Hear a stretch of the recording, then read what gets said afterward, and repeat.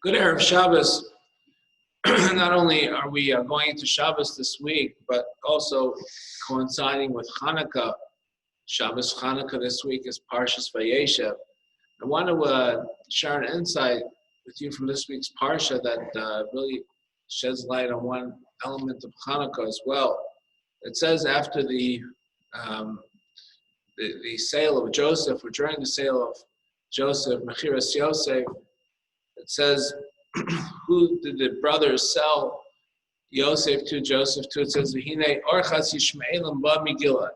There was this caravan of Yishmaelim, Ishmaelites, that were coming from a place called Gilad, Malehem nosem nachos tzri bolot. And their camels were carrying sweet-smelling spices, balsam, going down to Egypt. And Rashi brings down this medrash that talks about, addresses this. Why was it necessary for us to know, to share this detail, what cargo the Yishmaelim were carrying on their camels?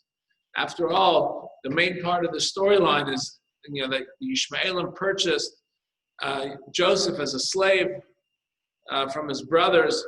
What in the world does it matter what exactly their camels were carrying? So Rashi says, because this was a part of a miracle, a message to Joseph from God. Because normally, Yishmaelim were carrying these foul-smelling items from one place to another. Things like kerosene or other things that didn't smell nice at all. In this case, when they picked up Joseph, when they purchased him as a slave, they purchased Joseph as a slave from his brothers. They were transporting sweet-smelling spices and balsam. So Joseph shouldn't have to experience this foul odor.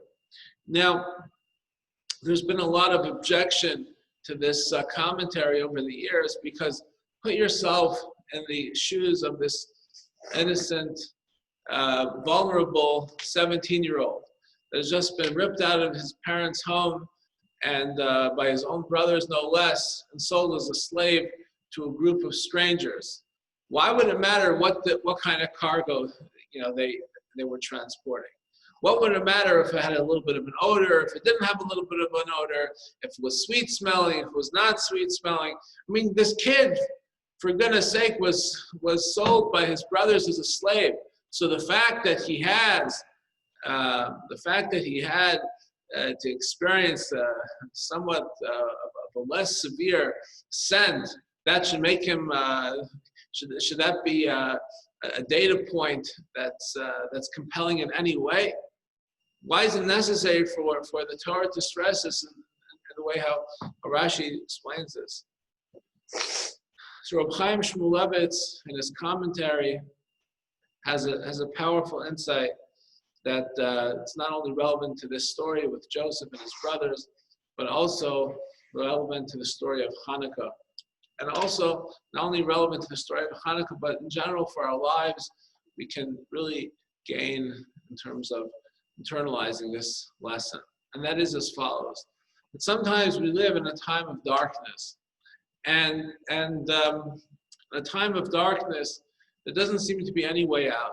You turn here, there's no salvation. You turn there, there's no salvation. You look up, you look down, you look north, south, east, and west. Doesn't seem to be any hope or salvation.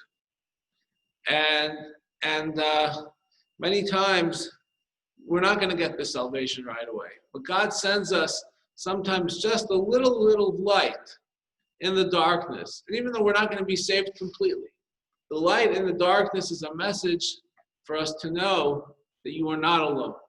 I am here with you. I am here with you in this time of darkness. King David wrote in Psalms, he wrote, Gam ki elach begeitz al maves lo ira ki ati imadi, which is translated as, though you walk in the valley of death, you shall fear no evil, for I am with you. God doesn't conclude by saying you shall fear no evil because no evil will happen or no bad things will happen. He says you shall fear no evil because I am with you. It's a totally different story when a person feels like they're not they're no longer alone. They feel that God is with them in dark times. And that was the message to Joseph at the time. At this point, his life was pretty much over. He most likely should not have been alive too much longer after the sale. He was ripped out of his parents' home.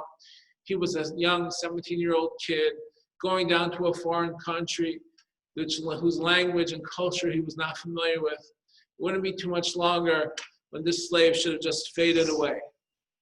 And the despair was so much more because he wasn't just sold as a slave, but his own brothers took him and sold him as a slave. How bad can that get? And then he got into the area where the Ishmaelim purchased him, and then he inhaled and he smelled the sweet smelling spices. So to him, it was a much larger message of, I am here with you, God was saying. You are not alone at this time. And he was able to go ahead and internalize that message of connection, even in a very dark and cold place. And that was the lesson of Hanukkah. Hanukkah, we celebrate, Chaim Shmulevitz says, is not necessarily, as the Talmud says, because of the military miracle, but even the flask of oil, which doesn't seem to be the greatest miracle of all time. Yeah, so oil lasted longer than it was supposed to, but in terms of a military miracle, it doesn't seem to measure up. But nonetheless, this idea that even when we're in a very, very dark place, but God is with us, and He lets us know that we're not alone. It should be a very comforting, reassuring message. So these times that we're living in this year, Hanukkah is coinciding with the year of the pandemic. And there's a lot of layers of darkness in our world.